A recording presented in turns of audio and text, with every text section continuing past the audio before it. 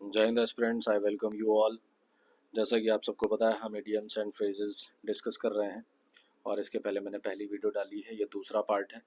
मैं फिर से आपको बता दूं, ये ऐसे क्वेश्चंस हैं जो कि प्रीवियस ईयर क्वेश्चंस हैं, किसी न किसी एग्ज़ाम में पूछे गए हैं, चाहे वो एनडीए हो, सीडीएस, एफकैट, एसएससी। ये सारे पूछे हुए क्वेश्चंस हैं, आए हुए क्वेश्चंस हैं। तो ये आपके आने वाले एग्ज़ाम्स में बहुत ज़्यादा सहायक साबित होने वाले हैं, तो अच्छे से पढ़ लीजिए। दूसरी बात ये कि आपको ये टेलीग्राम चैनल ज्वाइन करना है, यहाँ पे आपको इम्पॉर्टेंट पीडीएफ्स और अपडेट्स मिलते रहेंगे। साथ ही साथ एक चीज़ और मैं बता दूँ कि बहुत पैनिक नहीं करना है कि इतने सारे एडियम्स हैं, याद कैसे होंगे। मैं ऐसे तरीके से बता रहा हूँ, कहानी के माध्यम से बताऊँगा, ट्रिक्स के माध्यम से बताऊँगा, आपको याद हो जाएगा, कभी भूलोगे ही नहीं। कोई चीज़ होती है जब हमारे आसपास की चीज़ों से रिलेट करके जब बताई जाती है तो हमें ज़्यादा याद होता है। तो मैं वैसे ही आपको समझाऊँगा, वैसे ही बताऊँगा, ताकि आप आसानी से याद कर सको। ठीक है, तो शुरू करते हैं। दूसरा पार्ट है ये। क्वेश्चन नंबर 1 कह रहा है एज हार्ड एज नेल्स। इसका मतलब क्या होगा? To be stubborn, to feel no pain, physically और मेंटली टफ, हार्ड वर्किंग। तो as hard as nails, nails का मतलब एक तो नाखून होता ही है, दूसरा जो कीलें होती है ना ठोकने वाली, वो भी होती है। वो किस चीज़ की बनी होती है? लोहे की। तो टफ तो होती हैं। तो एज हार्ड एज नेल्स मतलब इतना हार्ड जैसे कि कीलें हो। कीलें क्या होती भाई? अगर सही तरीके से उन पे प्रहार किया गया तो वो लकड़ी में घुस जाती हैं, छेद कर देते हैं। शरीर में अगर लग गया तो वहाँ भी चोट दे देगा आपको, तो काफ़ी हार्ड होता है। तो एज हार्ड एज नेल्स ऐसे व्यक्तियों के लिए भी यूज़ होता है जो कि फिजिकली और मेंटली बहुत टफ होते हैं, जिनको आसानी से इन्फ्लुएंस करना, इमोशनली ब्लैकमेल कर लेना आसान नहीं होता उनको, वो टफ होता है। उनके लिए यूज़ होता है as hard as nails. So right answer is option C, physically और mentally tough. Question number 2, a cock and a bull story. एक मुर्गा और एक बैल की कहानी। इससे क्या सेंस मिल सकता है? इसका क्या मतलब हो सकता है? ऑप्शंस है a true story, a children's story, a story of animals, या फिर a foolish and concocted story. इसको ऐसे याद रख सकते हो। देखो, a cock and a bull story, मान लो एक मुर्गा था, एक बैल था। मुर्गे ने क्या किया? बैल को पटक के मारा। अब कोई सेंस है इस बात की? कोई लॉजिक है कि एक मुर्गा एक बैल को कैसे मार सकता है ना? दोनों के शरीर में बहुत अंतर होता है। तो वैसे ही a cock and a bull story का मतलब ही होता है कोई ऐसी कहानी जो कि बेसिर पैर की हो और इलॉजिकल कहानी हो, बट उसको सत्य बना करके आपके सामने परोसा जाए, उसको कहते हैं a cock and a bull story. लिखा हुआ है ना, option D is the right answer, a foolish and a concocted story. अच्छा, कॉन्टो ये एक वर्ब होती है कॉन्कॉक्ट, उसी का सेकंड फॉर्म है ये कॉन्कॉक्टेड। कॉन्कॉक्ट का मतलब होता है अलग अलग चीज़ों को मिला करके कोई एक दूसरी चीज़ बनाना, उसी को कॉन्कॉक्ट कहते हैं, वर्ब। एक क्रिया होती है। जैसे मान लो घर में फ्रिज में सब्जी पड़ी हुई है, पालक भी पड़ी हुई है, गोभी पड़ी हुई है, पत्ता गोभी पड़ा है, टमाटर पड़ा हुआ है, बैगन पड़ा हुआ है, कद्दू पड़ा है। सब काट के मिला करके आपने कोई नई डिश बना दी, वो एक कॉन्कॉक्टेड डिश हो जाएगी। ठीक है, तो कॉन्कॉक्ट का मतलब आपको समझ में आ गया। तो वैसे ये भी है कि इधर मुर्गा ले रहे हो, उधर बैल ले रहे हो, मिला करके कहानी बना दी जिसका कोई सिर पैर नहीं, वहां पे सेंस यूज होता है। ठीक है, आई होप आपको समझ में आ गया होगा। चलो, question number 3, a bite at the cherry. A bite at the cherry, cherry जानते ही हो, एक फल होता है, आपने देखा होगा केक्स वगैरह पे लगा होता है, वो रेड सा, वो चेरी होता है, गोल गोल सा। तो चेरी में एक बाइट मारना है, क्या इसका सेंस क्या हो सकता है? ऑप्शन है रॉन्ग मूव, एन अटेम्प्ट और opportunity to do something, to have a leverage over someone, या फिर अ डॉग बाइट। क्या इसका सेंस हो सकता है? राइट आंसर पहले मैं देखो समझा देता हूँ। जैसे आपने देखा होगा, जब किसी के बर्थडे पार्टी में आप गए होगे, तो केक जब रखा हुआ होता है ना, तो उसके ऊपर जो चेरी लगी होती है, तो एक या दो आदमी तो ऐसे होते हैं जो कि इसकी ताक में ही होते हैं कि कैसे कब मोमबत्तियां बुझाई जाएं और वो चेरी लेकर के वहां से टाप दें। ऐसे देखा होगा आपने ना। कुछ लोग होते हैं, एक दो लोग जो सीधा चेरी पे ही टूटते हैं, सबसे पहले उसे उठा लेते हैं। तो वो होता है, वो उस मौके की फिराक में रहते हैं, अपॉर्चुनिटी ढूंढते रहते हैं कब मौका मिला और हमने टाप दी। तो वही होता है। Right answer is option B, an attempt और अपॉर्चुनिटी टू डू समथिंग। किसी चीज़ को करने का जो आपको मौका मिलता है, जो आप पहले करने से चूक गए थे, अब मौका मिला है, उसी को कहते हैं a bite at the cherry. Question number 4, देखो, आई होप आपको समझ में आ रहा होगा। मैं बहुत ही सिंपलेस्ट तरीके से आपको बताने की कोशिश कर रहा हूँ, आपके डेली लाइफ से एग्जांपल्स उठा रहा हूँ ताकि आपको याद करने में आसान हो। एंड यकीन मानिए जितने भी मैं आपको इडियम्स बताऊंगा ना, सारे ऐसे ही बताऊंगा ताकि आपको याद करने में आसान रहे, कभी आप भूलो नहीं। क्वेश्चन नंबर 4 है, कह रहा है अपील टू सीजर, इस इडियम का क्या मतलब होता है? ऑप्शंस है, an authority given to a foolish person, to expect god from a wrong person, sorry god मैंने बोला good, to expect good from a wrong person. तीसरा है to live in a false reality. चौथा है appeal to the highest possible authority.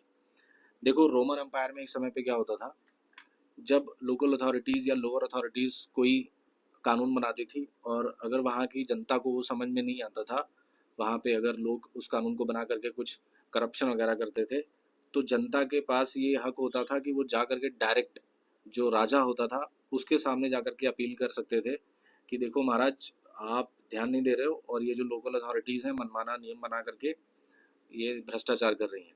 तो वहाँ पे entry होती थी भाई राजा की, राजा फिर उस चीज़ को देखता था। तो रोमन एम्पायर में एक टाइटल होता था सीजर, है ना, और जो सबसे हाईएस्ट टाइटल होता था जो राजा को दिया जाता था, सम्राट को दिया जाता था, वो सीजर होता था। तो जूलियस सीजर आपने सुना होगा। हालांकि इस पे हम कभी और बात करेंगे। जो महीनों के नाम पड़े हैं वो इन्हीं लोगों के नाम पे पड़े हैं। जूलियस जो था उसके नाम पे जुलाई पड़ा, ऑगस्टस एक राजा था उसके नाम पे अगस्त पड़ा। ऐसे ही हम कभी एक डिफरेंट वीडियो में अलग तरीके की चर्चा है उसमें हम बात करेंगे। फिलहाल हम इस पे आते हैं। तो सीजर का मतलब ये होता था जो हाईएस्ट अथॉरिटी होती थी, राजा होता था, राजा सबसे ऊंचा पद होता था, उसके सामने अपील करना। तो एकदम सिंपल सा लिखा हुआ है ना, appeal to the highest possible authority, simple, that's it. Question number 5, ये तो बहुत आसान सा है, इसको तो आप बता सकते हो। All bark and no bite, सिर्फ भौंक रहे हो, काट नहीं रहे हो। मतलब समझे कि सिर्फ आप चिल्ला रहे हो, आपसे होने वाला कुछ नहीं है। ऑप्शंस क्या क्या है खुद ही जान जाओगे। Someone who sticks to his words, या फिर actions are stronger than mere words, या फिर not being able to understand anything, या फिर चौथा है full of talk but low on action. देखा, आपको समझ में आ गया होगा। Option D is the right answer. सिर्फ बात कर रहे हो, काम नहीं कर रहे हो, आप सिर्फ चिल्ला रहे हो। ठीक है, आपने सुना होगा गरजने वाले बादल बरसते नहीं हैं, उसी का मिलता जुलता है कि जो कुत्ते भौंकते हैं वो काटते नहीं, है ना। वैसे ही ये है कि सिर्फ बातें करने वाले लोग बात ही करते हैं, काम करने वाले लोग ज़्यादा बातें नहीं करते, वो सिर्फ काम करते हैं। ठीक है, आपने इसी से रिलेटेड एक कहावत सुनी होगी कि आ, वो मतलब तैयारी इतनी शांति से करो कि सफलता शोर मचा दे, वैसा टाइप का कुछ। ठीक है, याद कर लेना, मतलब याद कर लेना। आगे बढ़ते हैं। Question number 6, ace in the hole. Ace in the hole का क्या मतलब होता है? एस का मतलब होता है इक्का। जो आप ताश की गड्डियाँ देखते हो ना, उसमें जो इक्का होता है उसी को इंग्लिश में एस बोलते हैं। तो आपने सुना होगा, कहावत सुनी होगी कि अभी तो मैंने अपने हुक्म का इक्का फेंका ही नहीं, अभी तो मेरी जो सबसे तगड़ी चाल है, अभी तो मैंने वो चली ही नहीं। आपके पास कोई एक सीक्रेट ऐसी चीज़ होती है ना जो आप सही समय के लिए बचा के रखते हो। बोलते हो ना कि अभी मेरा हुक्म का इक्का भी बाकी है, अभी जो ओरिजिनल चाल है वो चलना बाकी है ना। डेली लाइफ में भी इसका यूज़ करते हैं लोग। तो आप आपको समझ में आ गया होगा, ऑप्शन पढ़ोगे खुद ही टिक मार दोगे।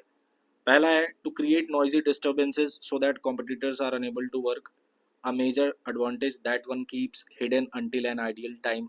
देखा, याद आ गया ना। Option B is the right answer, है ना। ओके, फिलहाल आंसर तो हमें मिल गया है, बट दोनों सेंटेंसेस को पढ़ लेते हैं क्या ये कह रहे हैं। To attempt to do the impossible, या फिर to suffer an injury on the lower body. ठीक है, हमें आंसर पता चल गया, option B is the right answer. I hope आपको समझ में आ रहा होगा। एंड अगेन, यहाँ से जाकर ये यूज़र नेम है, यहाँ से आप टेलीग्राम चैनल ज्वाइन कर लीजिएगा। ठीक है, आगे बढ़ते हैं। क्वेश्चन नंबर 7 लिखा हुआ है, when those thugs come near you run at the drop of a hat. जब वो ठग तुम्हारे पास आए तो कैसे भागो? At the drop of a hat, मतलब टोपी के गिरते ही आप भाग लो। अब टोपी के गिरते ही आप भागने का मतलब क्या है? इसको ऐसे याद कर सकते हो कि मान लो एक परेड हो रही है और सैनिक खड़े हुए हैं और अटेंशन की पोजीशन बोली गई, कमांड दिया गया अटेंशन, सारे अटेंशन है, और उनमें से किसी एक कैडेट की टोपी गिर जाती है, उसको बैरे बोलते हैं, जो मिलिट्री में जो कैप्स होती हैं उसको बैरे बोलते हैं।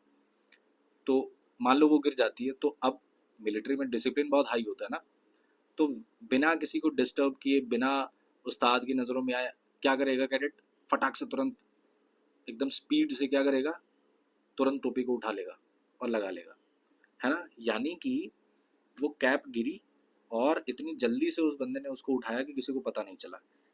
इसी का मतलब होता है कि कोई काम इतनी स्पीड से करना कि मतलब बिना डिले के, बिना समय गवाए कोई काम कर देना, इतना तेजी से करना, उसी को कहते हैं। तो वही कह रहा है कि भाई आपके पास जब ठग करने वाले लोग आए ना, आपको ठगने आए, तो इतना तेजी से वहां से भागो कि कोई पकड़ ना पाए, इन द सेंस कि वहां से हट लो जितना जल्दी हो सके। तो ऑप्शंस क्या क्या हैं? Be dressed for a party with all your belongings, go on a short trip, या फिर without delay. Correct, option D is the right answer. समझदार हो आप लोग, बहुत जल्दी से क्वेश्चंस कर ले रहे हो, that's very good. An eyewash, अब इसका क्या मतलब हो सकता है? एन आई वॉश, आंखें धोना, मतलब आंखों का धुला जाना, क्या हो सकता है? सो ऑप्शंस में क्या क्या है? In writing, a pretence, avoid talking, या फिर अ रेयर इवेंट। सबसे पहले तो मैं बता दूं प्रिटेंस क्या होता है।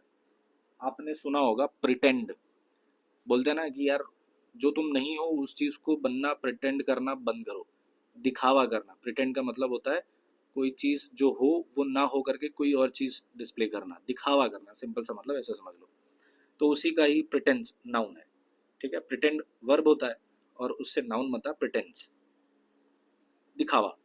तो एन आई वॉश, देखो इसको ऐसे याद कर सकते हो, जब कोई व्यक्ति आपके सामने झूठ बोलता है, सत्य को छुपा करके जो सही चीज होती है उसको ना बता करके कोई और चीज आपके सामने परोसता है, तो वो क्या करता है? आपकी आंखों में धूल झोंकता है ना।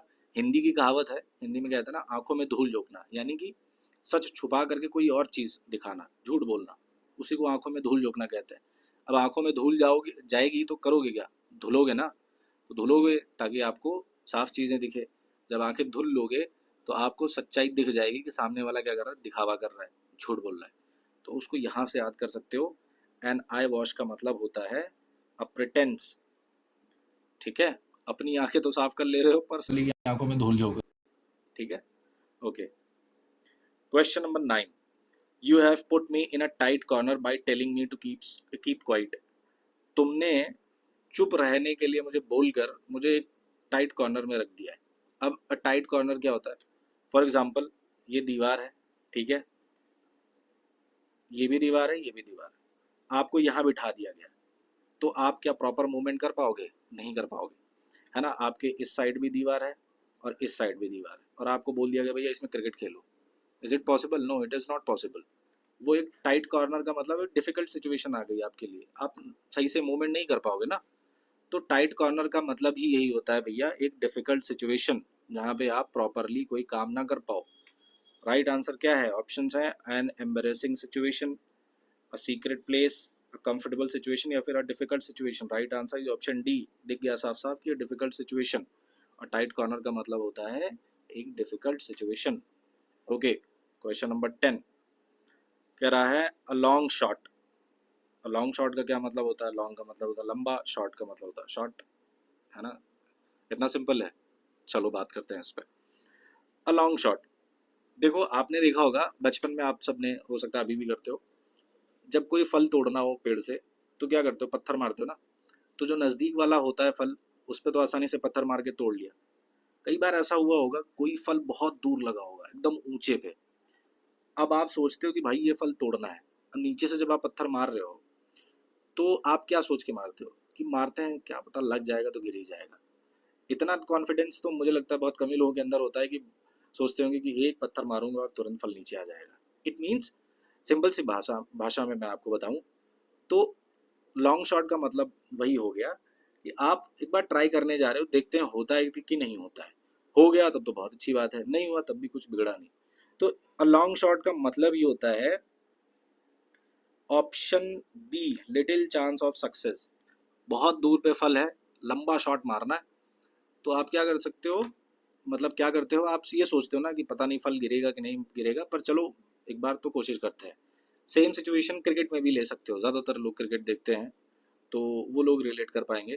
क्रिकेट में क्या होता है, जब कोई बैट्समैन लॉन्ग शॉट मारता है तो वो एक एंटिसिपेशन करता है ना कि खींच के मारता हूँ, छक्का हो सकता है, छक्का चला जाएगा, है ना। कमेंटेटर भी बोलता है छक्का जाने वाला है, जाने वाला है, जाने वाला है। वो बीच में जब बॉल रहती है तो बड़ा कमेंट्री फास्ट हो जाती है, तो एंटिसिपेशन होता है। लॉन्ग शॉट का मतलब ये होता है कि लिटिल चांस ऑफ सक्सेस, है ना।